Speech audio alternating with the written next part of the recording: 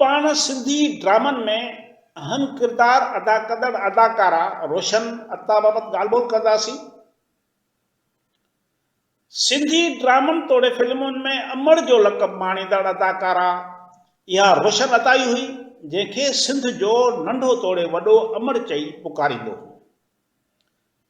हिन सिंधी फिल्म ममता तोड़े केटीएन जे tele film दरिया पार में सदोरीअ जे माउ जो किरदार करे पाण खे अमर बणाए छॾियो। हिन सिंधी फिल्म फ़ैसिलो ज़मीर जो में बेगम नसर भुट्टो जो किरदार करे पंहिंजे पाण खे अमर जे किरदारनि लाइ ॼण वक़ुफ़ करे छॾियो हुजे।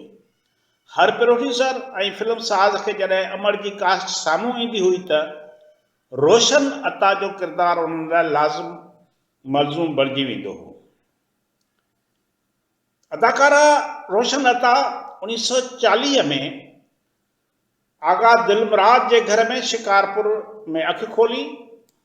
हिन जे वालदह डॉक्टरियाणी फेरोज़ जान 1990 में लाॾाणो करे वई। नंढपिण में हिन जो पूरो ख़ानदान सऊदी अरब शिफ्ट थी वियो हो। हिन जी उमिरि उन वक़्तु 7 साल हुई।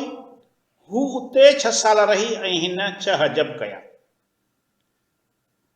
16 सालनि जी उमिरि में हिन जी शादी मासात अता महमद सां 1958 में थी। उन मां हिन खे 8 ॿारनि जो औलाद थियो, पर मुख़्तलिफ़ वक़्तनि ते हिन जा 5 ॿार ख़ुदा खे प्यारा थी विया, जिन मां हिकु धीउ शुगुफ्ता पाण PTV ते कमु कंदी आहे। रोशन अता जो हिकु पुटु अमेरिका में रहे थो, हिकु पुटु कराची में रहंदो आहे। मरहूमा रोशन अता ते पीउ शहज़ादी नालो रखियो हो ऐं संदसि वालदह हिन ते रोशन नालो रखियो।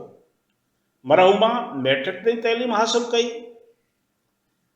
मैडम रोशन अता रेडियो पाकिस्तान ते शुरूआत वारनि ॾींहंनि में बुरको पाए ईंदी हुई, जॾहिं त हिन जा मिट माइट तमामु घणी मुखालफ़त कंदा हुआ।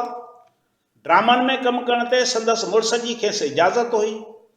हिन स्टेज ड्रामा बि कया, उन्हनि जी डायरेक्शन बि ॾिनी ऐं कुझु ड्रामा लिखिया बि। अदाकारा रोशन अता 1964 खां फनी सफ़र जी शुरूआत रेडियो पाकिस्तान खां कई। पोइ हिन सिंधी फिल्म धरती दिल वारनि जी ऐं बाद में सिंधी फिल्म फ़ैसिलो ज़मीर जो में नुसरत भुट्टो जो रोल अदा कयो।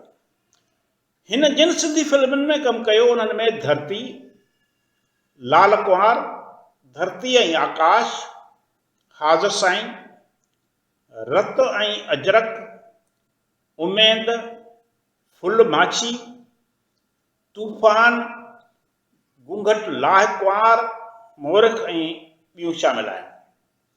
जॾहिं त जिन ड्रामनि में हिन अदाकारी कई उन्हनि में गामू सचार, घर भाती, आस, ज़िंदगी, ओलड़ा, बुरे हिन बबोर में, जियापो, मारवी, जंगल, तपश, 4 मुसाफ़िर, शेर सवा शेर ऐं ॿिया शामिल आहिनि। संदसि ज़िंदगीअ जा आख़िरी ॾियारा कसम परसी वारी हालत में गुज़रिया। हिन जे लाॾाणे खां पोइ संदसि मुड़ुस अता महमद बि 24 जनवरी 2013 ते लाॾाणो करे वियो, जॾहिं त रोशन अता 30 मार्च 2011 ते दम धणी हवाले कयो। महिरबानी।